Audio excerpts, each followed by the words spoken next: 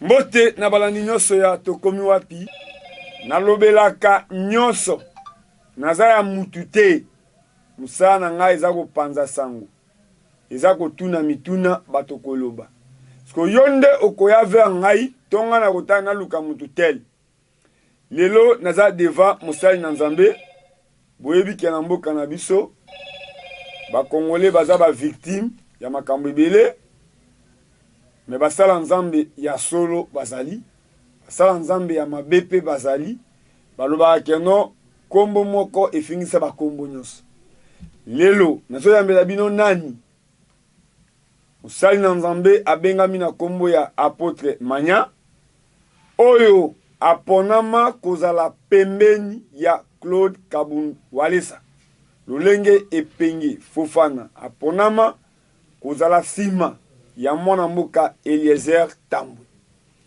nini esengeli totuna ye to nini eponami tolobela lelo apotre Manya mbote mbote mopanzi sango epenge Fofana nde na bengaka yo mokitani ya ndeko Eliezer parce que na kana sengo mingi parce que sala c'est la fierté pour sur les voies médiatiques parce que vous êtes sur le terrain pour les investigations vraiment un coup de chapeau pour dans ce monde dans le terrain dans la image par-ci et j'ai compris que vous parlez toujours de la vérité. Voilà pourquoi nous choisissons souvent être avec ceux qui parlent de la vérité.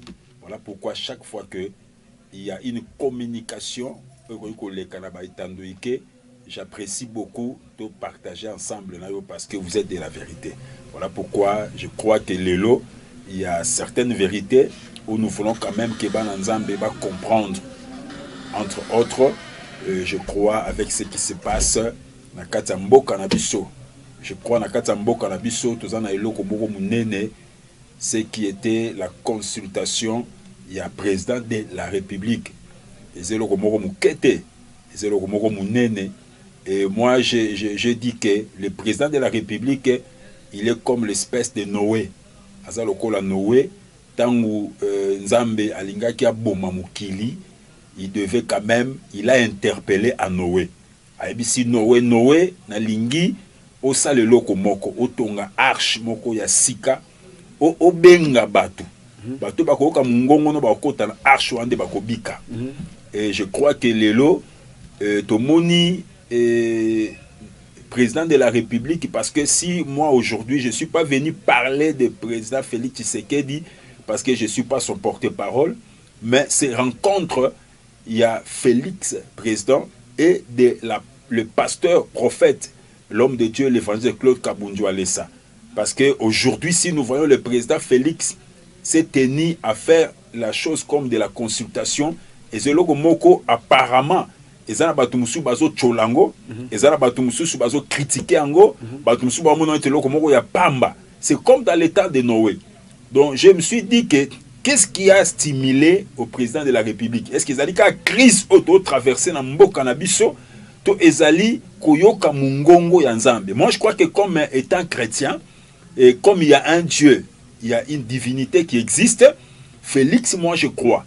Parce que l'évangéliste Claude Kabund Walesa, il est parmi les gens qui ont prophétisé, qui ont parlé de choses qui s'est réalisées. Ok, Lelo, et moi je suis fier de le voir encore. Nasiba image Zoleka, comme on a participé attention, comme il a donné à tout le monde. Vous savez pourquoi je dis que Félix est la arche de Noé? Parce que il consulte tout le monde. Il n'a pas négligé. Azu batu nyonso. Et c'est ce qu'on est mbatu o ba ye panaye ayoki bango. Mais c'est là où maintenant je vais décortiquer des choses. Oh, c'est très capital parce que approche ngana yoko lobe l'approche évangéliste Claude Kabund Walesa na Félix parce que lelo ezana batu oyo bazaka prêtre ya ko critiquer basali ya Nzambe to ko critiquer ba message. Donc, les canaux de télévision, la émission, non seulement que ça l'investigation, le fin fond, il y a les Cambouezani. Mais je crois qu'avec investigation, l'évangéliste Claude Kabund Walesa avait prédit des choses. Nabiloko avait prédire. Moi, je me rappelle encore, et qui na moment il y a vaccination ça qui vaccination pour na ba danger à minene oyo koya na mboka na biso pour na bana ba maladie ya mabe koya et asalaki prophétie pour na kolobake aluki nzambe mabenga ekoma na mboka mais kimie kota na mboka to mona kimie kotaki pe azwaki message pour na ko transmettre na mboka pe na bakonzi ya mboka pour na kotalisa ke na kati ya mboka na biso il faut to dédier mboka oyo epai ya nzambe tant to ko dédier ngo epai na nzambe et loko bato sengeli ba comprendre ce sont des choses maintenant na zo fungola bato parce que to ali pembeni ya musala ya nzambe to poser ba question et loko ya fungola kisikoyo na niveau ya likolo ya présidence ezalaka que tant ba ko dédier mboka na maboko ya nzambe bitumba ekoya ba problème ekoya makasi mais que le président tient bon ba tenir bon azala kaka na vision ton leadership oyo il y a intérêt de la nation, intérêt pour le peuple. Et tout le monde a quitté, on va dédier mboka. Talaga mboka na biso depuis les décennies a été vendu na ba prima kuria na makambo ebele. Siko ozo mboka wana oboto longo na maboko ya prima kuria, oboto longo na maboko ya banganga, na bamboko na maboko ya satana opese pa nzambe.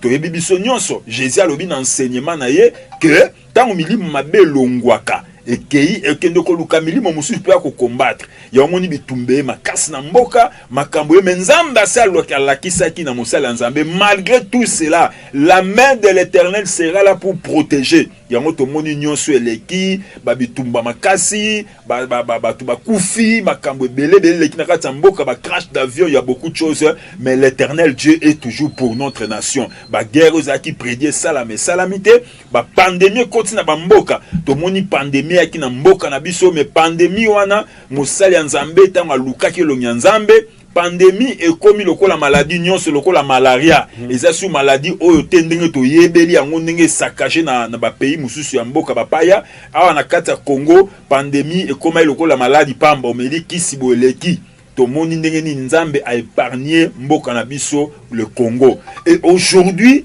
na moment oyo tokomi c'est que je voulais encore interpeller na peuple congolais to na ba diaspora partout to moni mosala nzambe après kokutana na ye na président de la République na consultation parce que ce qui m'a beaucoup aimé ce que j'ai beaucoup aimé plus alobi likambu ya kotamiser base alobi président ayokane batu ayoka batu base na population ayoka batu malamu ayoki batu nyonso mais le problème c'est de tamiser parce que batu mi bazo chola bazo beloko nyeko ma de meilleurs là-bas mais nous savons le problème c'est de tamiser c'est-à-dire que oyebi David bazalaka na ba conseiller bande ko pesa bango ba conseil mais na kati ya koyoka c'est que moi j'ai aimé à écouter l'évangéliste Claude Kabundjo Alessa satisfaction ezali que le président toujours la même photo le président Félix met son attention à l'écouter. C'est là le secret ya munene po omona mutu akende musika mutu akende musika fazana écoute ya basali ya nzambe azana écoute ya koyoka basali ya nzambe oyo babombi mukaya oyo babombi relation na bango na nzambe oyo bazoyoka nzambe na kati ya solo oyo bazoko tatonete oyo bazolo makambo eza ba ainsi dit l'Éternel. Et nous voyons combien le président l'a reçu et nous voyons aussi il lui a transmis des choses. Puis à l'obiango polele il faut batamiser. Pourquoi le président lui a donné cet appécié litoi ya koyokaye? Parce que na kati ya ba moment où nyonso makambo eleki, il y a des choses qu'il a dit au président concernant la nation et concernant sa vie. Na makambo ekotali nation na vie na ye, le président a vu que tout ce que le pasteur prophète le Claude Kabundjo Alessa a dit, ce sont des choses réelles qui s'est réalisé, qui s'est accompli. Voilà pourquoi il est un choix de Dieu et parmi les choix où le président peut toujours consulter pour un épanouissement peut avancement en mboka na biso le Congo. Au moni Congo eza mboka moko où nous croyons que Dieu est capable de tout changer na kati ya Congo. Et ngana lingi na interpellé basali Nzambe parce que na niveau ya basali Nzambe, l'homme de Dieu a parlé le problème de la prière. Likambo za likambo na lingi to comprendre que likambo munene zali la prière parce que prière est une arme moko puissante. Voilà pourquoi nazo senga peuple Nzambe, nazo senga ba diaspora partout aux na monde entier to compte na polémique ya ba politiciens, surtout nous les chrétiens, nous les laïcs, ezala kimbangiste, ezala ba musulmans, ezala ba catholiques, ezala ba protestants, église des réveils, partout aux ali to bonde la pona mboka na biso ebima na kati ya crise oyo parce que makambo minene il faut kokisama na kati ya mboka na biso ba grande chose doit se réaliser. Tozo croire à un Congo nouveau, un Congo fort, un Congo puissant qui va gouverner l'Afrique et le monde. Nous croyons à ce Congo-là. C'est ça le Congo où l'évangéliste Claude Kabundju Alessa aloba nandima na pesa vi nangai nandima na boya nyonso mokili na saka vi nangai po Nzambe pour le Congo. Voilà pourquoi nous avons interpellé Nzambe partout aux alliés to telema parce que les autres ça l'émission les autres on appelle consultation et keina souka mais nous croyons que nous avons pris le temps de prier. Il y a beaucoup de gens, beaucoup de serviteurs de Dieu ont pris le temps de prier. Moi j'interpelle Batouké, le Congo va sortir dans cette crise par nos idées et par des prières aussi. Voilà pourquoi j'ai aimé l'attitude de Monsala Nzambe, l'évangéliste Claude Kabundju Alessa, étant que Moutou Oayoka Kanzambe. Et le commission Moutou Yezali, Monsala Nzambe, l'évangéliste Claude Kabundju Alessa, à chaque fois, Nzambe a télé misakaye, tout le monde a kamakambo minene et salam. Yawana ina tuna yobo ya pote manya. Yom tuzalaka pembeni na Claude Kabundju Alessa. Walesa lelo auti Mujimai, abandi mamne de pour Mujimai. Mais alingi pe kozana politique ite. Lycée Bosangani, kowela ba poste, pourtant on a ba pasteur congolais, lobby député, au ministre, au mandataire. Walesa na makambwana azalaka te, a respectaka toujours musala o Nzambe apesa ya koteya. Ezala bon musala munene. Mais omoni boni mokonzi mboka bia oyamba bato ayambi Walesa photo ezo sala sur polémique ya komona Walesa na mokonzi mboka na litoi pe message ya représentant les gars ya l'église kimbangiste aza mutu moko a déplacer pamba te koto pasteur koto représentant église kimbangiste baza pe couleur moko te mais apesi message na sorti na ye le même message Walesa pesaka avant to koma na une année to koma na 2 ans uyambi ya ndenge. Oui, parce que ndenge nazoloba awa l'évangéliste Claude Kabundju Alessa il a des rôles à jouer pour cette nation. Dans cette nation, azan appel naie ministériel comme un évangéliste sur le terrain. Tout le monde a des grandes choses. Oyo Nzambe asali nanzela naie makamine depuis Mbujimai ti lelo tozomona bato bazobika bato bazobima na monde ya ténèbres bato bazobima bazotika kindumba bazotika masanga bazotika mokili bazoyamba Yesu azape na mokumba munene comme un pasteur et comme aussi un prophète pour donner des orientations, pour donner des directives, pour donner une pensée pour la construction ya Congo et pour la construction ya vie ya bato. Et je crois que l'évangile Claude Kabundju Alessa, pourquoi nous ne le voyons pas partout? Pourquoi nous ne le voyons pas partout? C'est un homme, vous savez, aujourd'hui, et le problème de leadership. Tout le monde veut être partout. Olingi Omoko la député, Olingi Omoko la ministre, Olingi Omoko na habité ceux qui sénateur. Vous voyez? Donc, simba et loko nini oyonzamba linga salate. L'homme forme des projets, mais c'est le dessein de l'Éternel qui se réalise. L'homme doit savoir une chose. Nde loko basala nzambe mingi lelo ba bebisi makambo. Nde mosala nzambe l'évangile Claude Kabundju Alessa barake politique. Politique est allée loko d'une manière passive. Nous sommes tous dans la politique, mais nous ne sommes pas dans la politique active.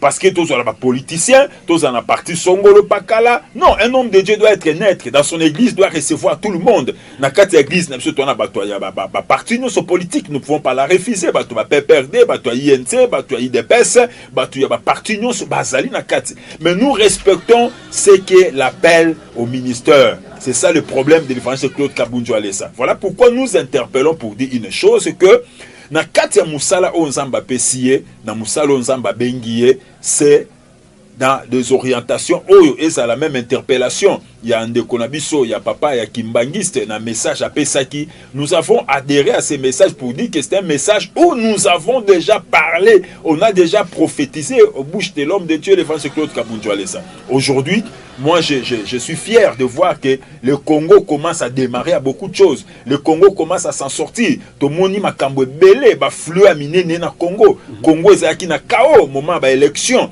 Et nous croyons, longola na no ba divergence na bango, ba longola na ba parti pris, to comprendre loko moko. Tangu nzambe alingaka sa le loko atele misaka basali na ye. Tangu nzambe alingaka kokisa ke loko atele misaka batu. Basala nzambe bazali ebele, mais basali nzambe oyo bazo ko affronter ba feu, bazo affronter ba réalité, bazo ko affronter ba circonstances. C'était pas facile. Moment ya prophétie, tout le monde avait condamné. Tout le monde les réseaux sociaux pela ki moto. Alinga ni président Kufa pola nini, ponya kolo bandengi wana, koto batu ba lobby na ba forme. Lui, il n'avait pas peur parce qu'il savait une chose. C'était un message qui venait de la part du Seigneur. Aujourd'hui, tout le monde était d'accord avec lui. Comme aujourd'hui encore, message n'a mouné nezali arche de Noé. Alobi arche de Noé, les consultations de président c'était l'arche de Noé. Ezali arche de Noé. Ça dit bateau bako yoka mungongo nzambe. Bateau bako yoka penser nzambe. O bako s'adhérer pour na koluka tobima na crise oyo, parce que le vrai problème ya constatation c'est d'en sortir na kata crise oyo. Ba on bako yoka mungongo nzambe.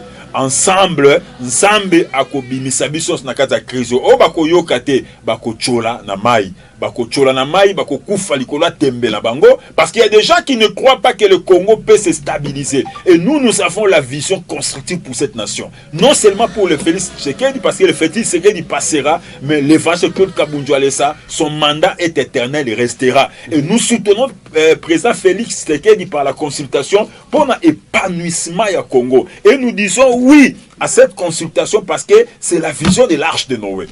C'est la vision de l'arche de Noé. C'est-à-dire, tozo yambabatnos, na magorodo, na mabata, na banani, na baoba bomaka mboka, na baoba ibaka, tozo zoba idenions, mais le problème, on va tamiser. C'est ça le plus grand conseil. On va tamiser. C'est ça, c'est que l'homme de Dieu, il a amené comme message auprès de la présidence. Il faut maintenant tamiser, prendre ce qui est le meilleur. On donne maintenant aux nations pour que tout le monde a Congo Moko construit Congo Moko et la Mouki. Moi, je crois à la prophétie de l'homme de Dieu. Tant on a tout naqué ma question. Il m'a beaucoup parlé parce que Miniti Zamouké, il m'a dit que Mania, mon fils, nous allons voir un Congo nouveau. Un Congo stable, un Congo béni, parce que Dieu ne trompe jamais. Le temps est arrivé. Voilà pourquoi nous avons interpellé Batou. Tout le monde a parti pris. Tout le monde a polémique. Nga Mungala, nga Swahili, nga Congo, nga Luba, nga Bandundu. Tout sini. Et là, comme soit Luba qui a l'unité, l'unification du Congo. Tout on a commis na tango Congo za la unifié. Nazo makambo yo na solo linaye. Ayebi singai. La unification à Congo. Tout le monde a parti pris. Tout le monde ba couleur ba politicien baza ba talukuta ba politicien bazo kosa bino toyo kande mungo ba basali nzambe. Mais le problème c'est quoi? Voilà pourquoi le problème c'est quoi? Vous savez ba passer ba bandimbo voter ka trésor zolozol. Non, wana za ba erreur. Ne biloko tozo condamner na kati église. Ba pasteur ande moi tozo condamner biloko na église. L'église n'est pas le lieu de couleur des partis. L'église c'est le lieu, c'est un lieu sacré. C'est là où on transmet le message de la vérité. Tu vois, l'église n'est pas un lieu où tu commis parti Songo, le parti Pakala, non. C'est les lieux où nous... Voilà pourquoi j'interpelle des hommes de Dieu. Je vous regarde toutes mes amis Sunangai. Na yebi ba dese to moni makambo leki na mboka oyo. Depuis ba ta ba pasteur o ba leki to moni a cause ya ba pasteur kokota na ba couleur politique ndeni mingi ba kufi mingi lelo ba tikala toyebi basoro pasteur Sonika Futa de église batumba to basoro Coutinho Fernando le latikala inapte likola biloko nyonso wana. Et nous regarde comment des héros que nous pouvons garder dans cette nation, comment beaucoup sont morts pour azoe côté na église likola ba politique ba pasteur ba comme na politique pour azoe côté et côté na kati église. Voilà pourquoi nous avons interpellé basali ya Nzambe tala lelo Mosala Nzambe Claude Kabundju Alesa m'a dit de vous dire une chose. To la muka, to longwa na kati ya distraction, to longwa na makambu ya kokota na babuzoba, to simba Congo na biso. Parce que Jésus azalaki pe na mboka na ye. Jésus azalaka na mboka na ye. Mboka na ezalaki Israël. Masovaki ba nation. Biso pe to na mboka na biso. Biso kokata no kite. Merci. Na balandi nyonso ya tokomi wapi epenge Fofana. Lelo na lobi mingi te.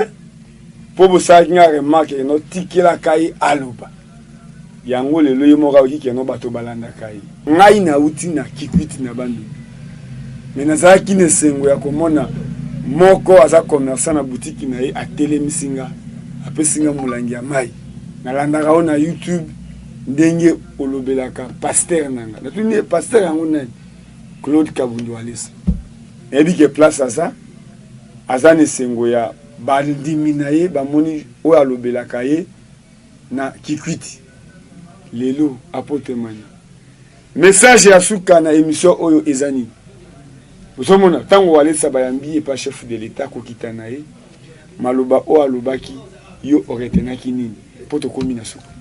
Bon, message à monene ezali base ezali premièrement le problème il y a orientation directive au l'évangéliste Azopesa, c'est l'unité dans le corps du Christ, l'unité dans le Congo. C'est-à-dire que les Congolais doivent aimer le Congo, les Congolais doivent sortir dans les couleurs des partis politiques, les Congolais doivent sortir dans culte de personnalité, il y a un président, il y a un parti politique, que les Congolais remettent leur confiance aux patries, de chercher l'épanouissement au Congo.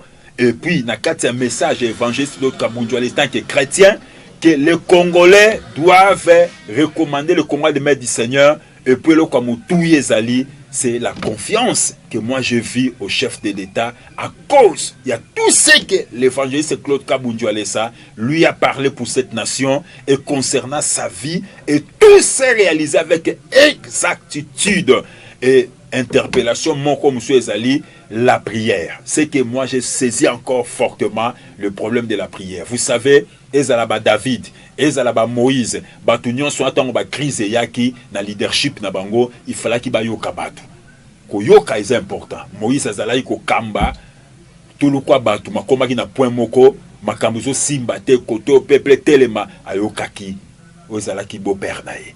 Il faut toujours écouter. David azaki pembene, ba Salomon, ba nyonso ba telema ki nzamba telemisaka. Et nous croyons aussi dans notre nation tous les gens que Dieu élève. Même lui-même l'évangile Claude Kabundju Alesa. Vous savez, il y a des gens na lingina fongo la parenthèse moko za très important. Na yebi to komi na suka, to komi na suka minute sili nazo ko profiter pour na kolobake bana ya centre de réveil partout Paris na pesi bino mbote, ba Diago Papa Franck na pesi mbote mama na biso Thérèse na Belgique na pesi mbote par-ci par-là ba nous sommes. Mais nous devons toujours aussi soutenir les missions, to soutenir kaba émission parce que tu as une vision makambo belé na moni et penge Fofana tant to kutin to parler beaucoup de choses.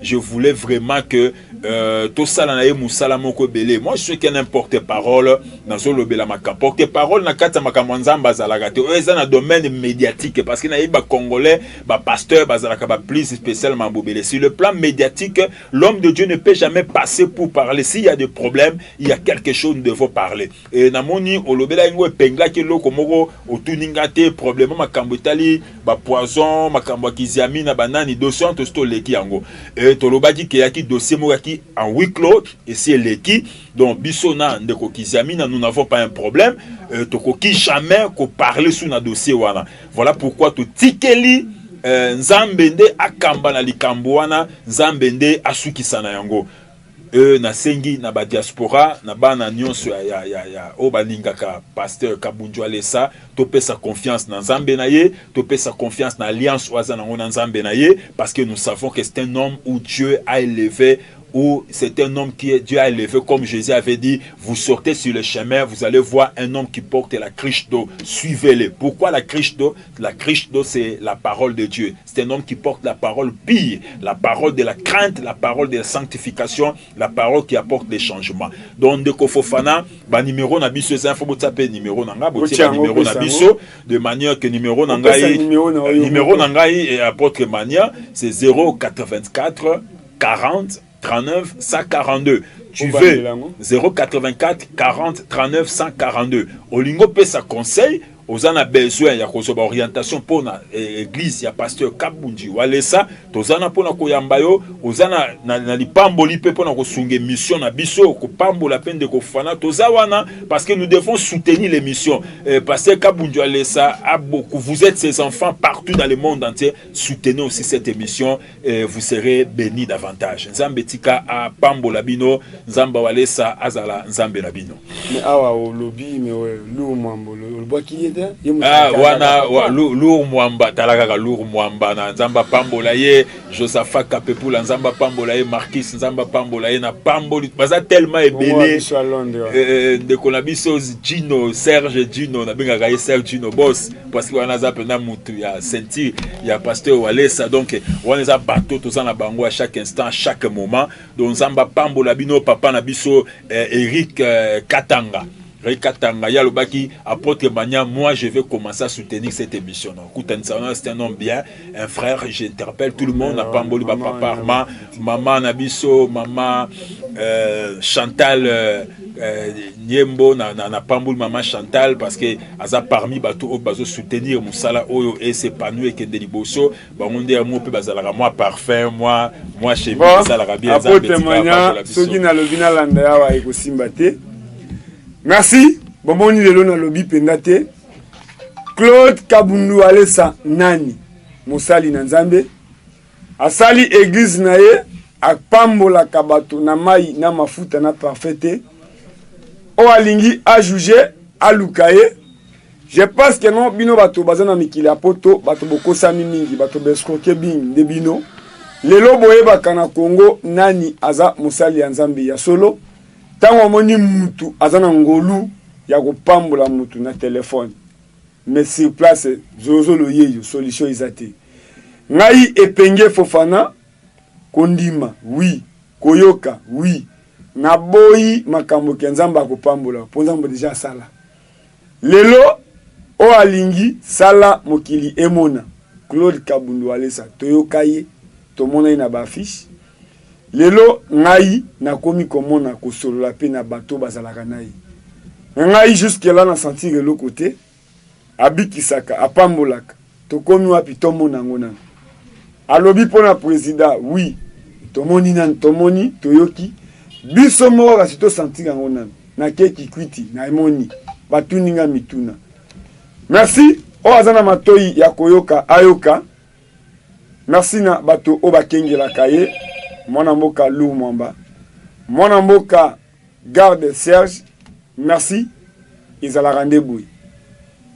Non, makambo to solo li na mokoze talié parce que ngana zali na ya on a cadre pasteur prophète to solo li ezana makambo to solo li wana tikali kuna epanaye mais loko monene ngana kolo bezali que conciliation ezana katia ko salema c'est normal. Mais consultation tango ko salema il faut ba tamiser yango batu bazo kota batu bazo de partout dans le monde partout na kati ya Congo mobimba bazoya mais eloko ko sala de façon que etamiser ba tamiser yango il faut mokozi na biso a conciliter pe Nzambe tango ya ko conciliter Nzambe nda ko bimisa fufu oyo batu bakoki ko lia parce que batu bazozela après conciliation oyo tango ya kobima akoloba nini yango nde biso tozala kati ya kosamble de façon que Nzambe apesa ye intelligence na sagesse et esprit ya Nzambe za na kati na ye et révéler ye orienter ye de façon que eloko ekobima et créer makelele te parce que ndenga sa to na kati ya ko conciliter boye peut-être cause appela ba mususu balobi akoloba nini biso toye tosambela pe nayebisa pe bakongole nyonso église nyonso de façon que tosambela mpona mokonzi ya mboka de façon que nzambe apesa mayele akonsilite ye moko nzambe. Ata biso topese ba prophétie, c'est normal. Ata bato mosusu bapese prophétie, c'est normal. Mais esprit géant, esprit nzambe, esprit divine, epesa ye eyano de façon que etamiser makambo nyonso tozoyebisa ye bato bazwa eloko moko ya malamu. Yango nde epesaki succès na David parce que azaki pe na kati ya bitumba ebele makambo ebele, mais à partir ya consultation malgré kazaki na ba conseiller mais abandaki mingi ko consulter nzambe. Et puis pour nous construire, il faut qu'on construise na kati ya kimia. Yango nde Salomo atongaki temple pour azalaki na kati ya kimia. Nazala mingi ya koloba te, yango nde message nanga munene na koyebisa tout le monde, mais makambo nga na koza na sololi na ye, wana etali kaka biso na ye, Nzambe nanga pambola bino. Na ndenge ka ya prophétie, au moins ni avenir ya mboka ndeni. Te wana naza kuna te. Nga na lobi ka nga na lobi wana na sali synthèse. Nzambe anu beneshe bonsi. Ngambi ni Nzambe anu beneshe. Ah, kwa jiki.